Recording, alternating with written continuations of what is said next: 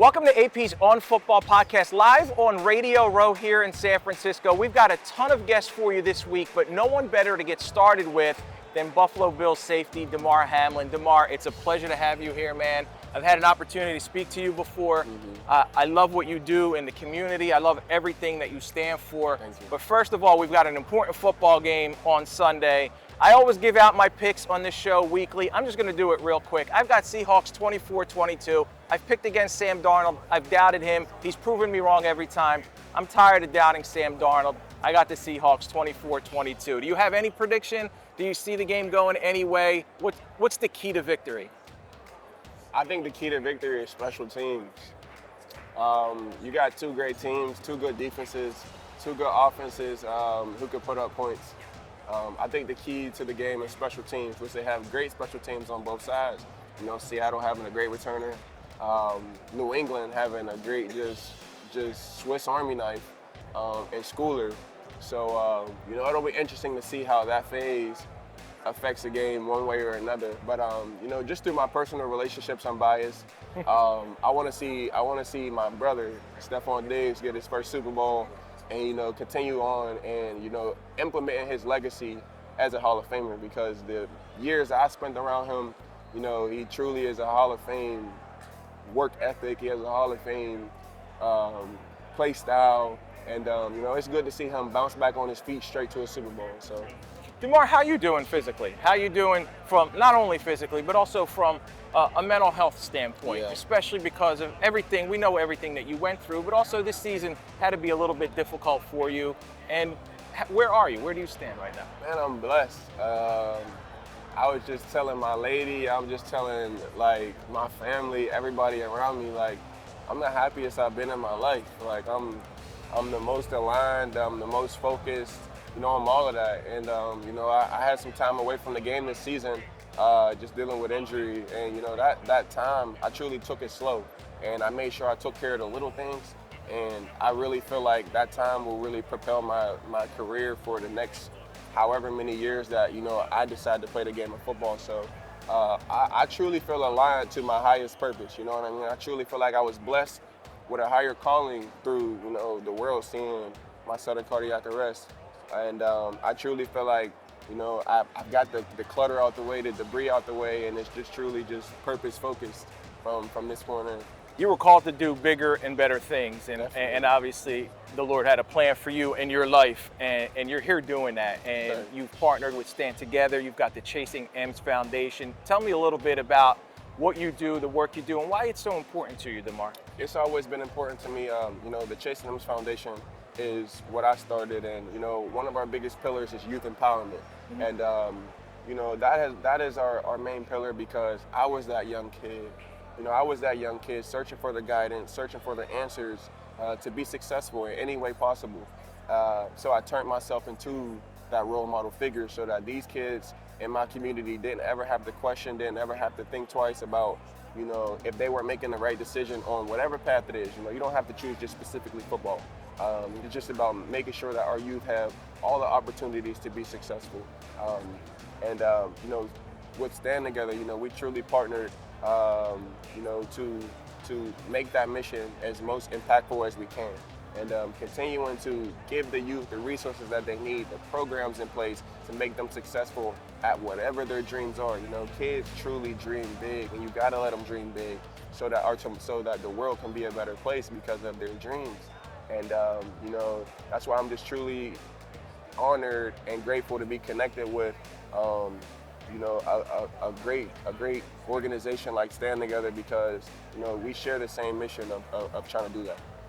When you look at what they do, what you do, what everybody can come together and do, it's all about unity, isn't it, Damar? Yeah. Like, we live in a world that sometimes might be divided, there might be a lot of issues, but I think football is the great unifier. Yes, indeed. You know, and how important is it to it's not just teamwork, it's camaraderie, it's bonding, it's being together, it's in the locker room, all of that stuff. How important is that to translate from not just football, but into real life? Well, it is so important, and, you know, that's what makes Buffalo so great, because, you know, it's truly family based. like our main two things we would talk about are the people and the ball. That's the two main important things in the building. And we lead with the people because, you know, the people really make up the landscape of whatever that it is that you create, not even just a football team, but whatever it is that you have going on, the people make it go. So, you know, like every Thursday we would do DB dinners where all of our DBs, 18 of us, would get together every Thursday. If you came after 6:45, you were late, you had to pay for the dinner. And at the end of the dinner, everybody puts their card in the bag, and the last card, or the last one or two cards, depending on the price, will have to pay for the dinner. And that's just what we did from week 1 until week 9. And then once it's all over, we have a final one. And just what you build with people through, you know, that bonding experiment of bringing everybody together truly shows you how connection and community and collaboration is so important in the world. And, you know, just me being in the locker room and understanding how important it is, I'm able to take that to my partnerships that I have through my foundation and be able to do the same thing. So I have a partnership with Abbott where we created the Heart Mace community, where we have not only raised awareness, but we have a support group for all people who have dealt with any kind of heart-related issues. And we get on Zoom calls. We just had a Zoom call 2 days ago where people get on, they share their experiences, they ask questions, they get to meet me. Teddy Bruschi is a part of the Heart Mace community as well. So he's on these calls, and like we're truly shaping out, you know, like communities and support groups for people, and it truly matters. Like that's how we all advance together as a society of humans. Well, man, I appreciate you. I appreciate the work that you do in the community. Wish you a ton of success and a ton of blessings. Stay tuned. Coming up, we've got a ton of great guests. Nobody better to kick it off with than Damar Hamlin. And we're back on the AP's On Football podcast, back on Radio Row. Jaxson Dart, Skattebo, and I was just telling these guys, my 12-year-old girls asked for 2 jerseys this year, his and his. I was able to find yours, Jaxson. I couldn't find yours, Cam. I know what that indicates. He's a pretty popular fella. So are you. How do you feel about that?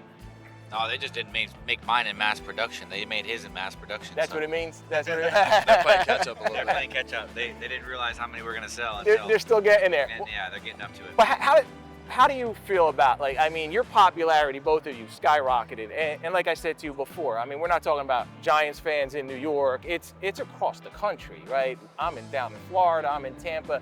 What do you think it is about you and your personalities that allows people to kind of really get engaged? Yeah, you know, I think the love of football has been taken so seriously, and obviously it's business at the end of the day, but you know, me and Jaxson coming in together and having high energy, being able to have fun while we're doing it, you know, and build off each other's energy. And you know, we mess around a lot, but when it's time to play games and time to be in practice and be in meetings, it's, you know, it's business. So we're able to balance it out between having fun and taking it serious. Seeing the two of you guys together is kind of like, it appears that you've known each other for so long. Jaxson, like, how did you build your chemistry with him so quickly, man?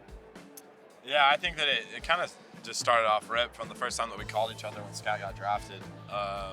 You know, he was back home and we got on a FaceTime call, and I just think that the passion that we have for this game is very contagious. And we play an old school brand of football, and it's tough, it's physical, and there may be some hot opinions on some of that, but we play the game that we love and we play it as hard as we can. So I got the best wingman in the game right now.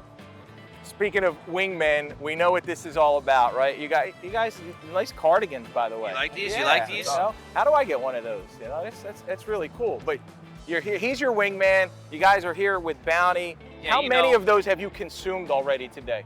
You know, I've consumed about 6 of them. Maybe him 7. But you know, we play football, and you know what you can't have without football? Wings. You can't have wings without football. You know what you can't have if you eat wings? What can't you have? Bounty. So you need Bounty to have wings. That's right. To clean your face up. I spilled all over my shirt, but I had Bounty to block it from getting on my shirt. So, you know.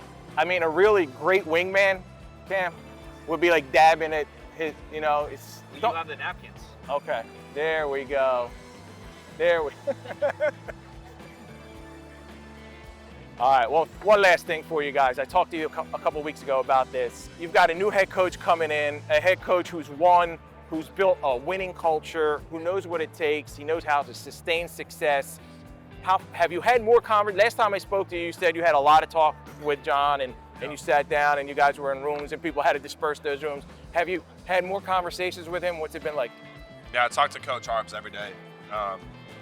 That's just a relationship that we're building. I can't wait to get the chance to go compete for him. And, the culture that he's going to instill in this team is going to be really exciting. And he plays a tough, physical brand of football, and that's the way that we play. And he's won the biggest game, so he has a ton of respect from everybody around the league. And I think for us, just being able to have the chance to learn from him and to grow as players is going to be a great opportunity. You like that? I love wings. I love John Harbaugh. And on that note, Cam Skattebo, Jaxson Dart, appreciate you guys. Look forward to seeing you. We'll see you back real soon, right, Cam? Yes, absolutely. All right, I'll man. be ready to go. Joining us now is the Hall of Famer. When everybody looks at running backs, Barry Sanders, they look at you. They start with you. I've got two daughters who are 12 and play flag football. One of them's a running back, one's a quarterback. They sat down and watched Barry Sanders highlights, and one of them has on a fraction of your jukes, just a fraction, and I was so proud. I was so impressed. That's all you need. That's all you need, man. What is it like to walk around here, to be a legendary figure like yourself, to have people talk about you as one of the greatest, if not the greatest backs in the history of the NFL? No, I'm grateful, honestly, because I've always been a fan of running backs. When I was your daughter's age, 11, 12, I was keying in on every running back, from college to pro to high school. So, but no, it's great to be in this position, and I think, just very grateful. When you look at this game on Sunday in the Super Bowl, you've got a team in New England that's got two really good running backs, and you look at Seattle, and they had a couple, and unfortunately, Zach gets injured, but how important will it be? Because there's always focus on Drake May and Sam Darnold and the defenses. Mm-hmm. How important will it be for them to establish that run game? I think these two teams like running the football. Yeah, they don't mind lining up and running at you. And obviously, Trayvon Henderson had a fantastic year. I mean, he put up a lot of highlights. And it's coming from Michigan, seeing him at Ohio State, and that kind of thing. I've seen quite a bit of him, and just great to see how he's doing on this level. And also, you go to the other side of the ball, or other teams rather.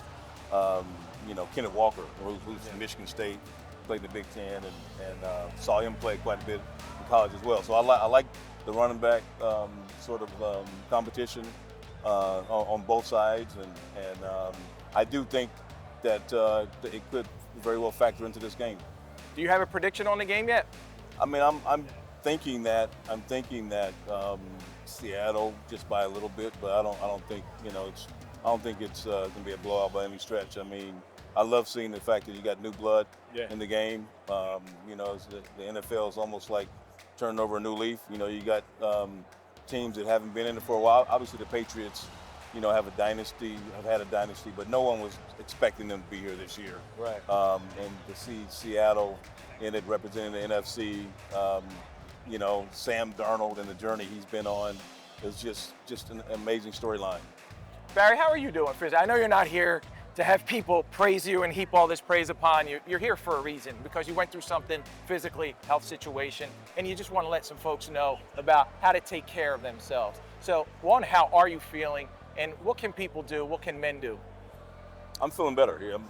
In 2024, the summer of 2024, I experienced a heart event, and it's really been on kind of an educational journey since then. I'm here, and I'm happy to be working with Amgen to really raise awareness, get the word out that people should definitely consult with their doctor to see where their LDL-C number is or bad cholesterol, and really just have information on where you are, and so the only way to find out is to go see your doctor. So people can go to attackheartdisease.com/documentary and find out testing options. And the earlier you can find out, the better. And the better your heart, the better your health outcome is going to be.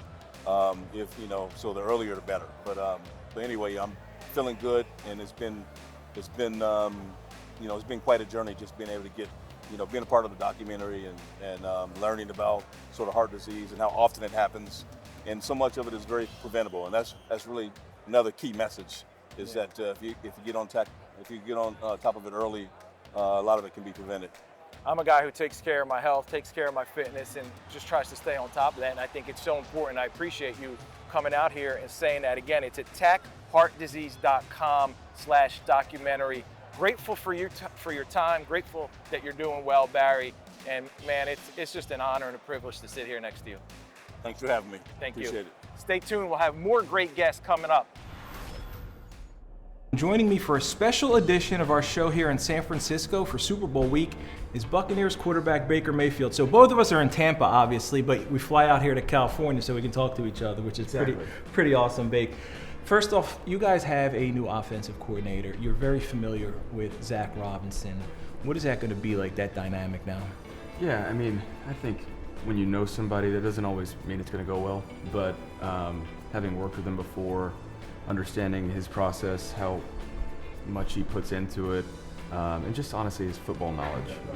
He played, but then just being in LA, I mean, I basically had a cup of coffee out there for 5 games, but he had the stuff he did to help me get ready on the fly and help me learn the offense within that short time period. I trust him, and I know how hard he works. I know how much he is able to grasp the offense and teach everybody. And so for me, that's really important to have a guy like that, and he just demands excellence out of you. When things don't go the way you anticipated after that strong start that you guys had last year, and the expectation was like, we're talking about you as an MVP candidate and all of those high expectations, and how do you process that as now you enter the off season?